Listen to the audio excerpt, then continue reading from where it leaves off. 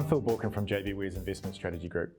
Over the past couple of weeks, we've started to see a bit more volatility emerge in equity markets after what has been a phenomenally strong run. Now, this volatility doesn't surprise us, and it's also something we expect to see a little bit more of as we get into the final months of this year. It's especially with the US presidential elections just around the corner, but also as investors start to take profits on some of the stocks that have run very well this year and start to look for value in parts of the market which may not necessarily have performed so well. Should clients be concerned by this volatility?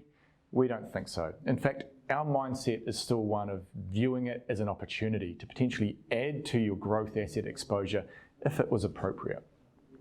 Now look, we are not dismissive of the risks and unknowns that are still out there.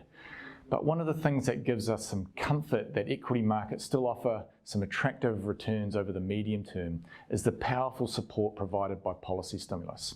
And that's come through two channels. The first is that it's been large enough and targeted enough to help offset some of the economic damage this year, but also reduce the odds of some of the really negative scenarios that could have played out. And together with some real kind of encouraging news flow on vaccine and treatment developments, it's enabled investors to look at the damage to economies and to corporate earnings this year and really just treat it as temporary. Now, the second channel, and perhaps it's even the most important one, is what the policy stimulus has done to interest rates or government bond yields or risk-free rates.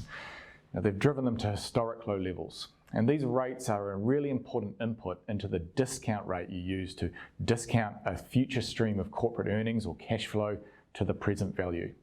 And the lower those rates go, the more valuable that future earnings stream becomes. And so that's really what's driven market valuations to the levels they've been. And look, I think those interest rates are going to stay low for some time. So we could be in quite a remarkable situation where the damage to earnings or economies is reasonably temporary, maybe 1 or 2 years, but the impact of the policy stimulus is lingers for far longer. And that's quite a powerful combination for equities, but any asset value, to be fair. Now, what are the risks to this narrative?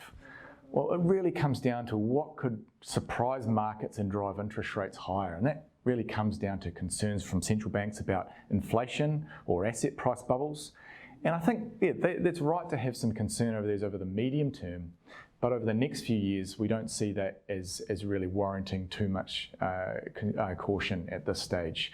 In fact, central banks have said that they are going to maintain stimulatory conditions for some time, even if inflation does emerge a little bit.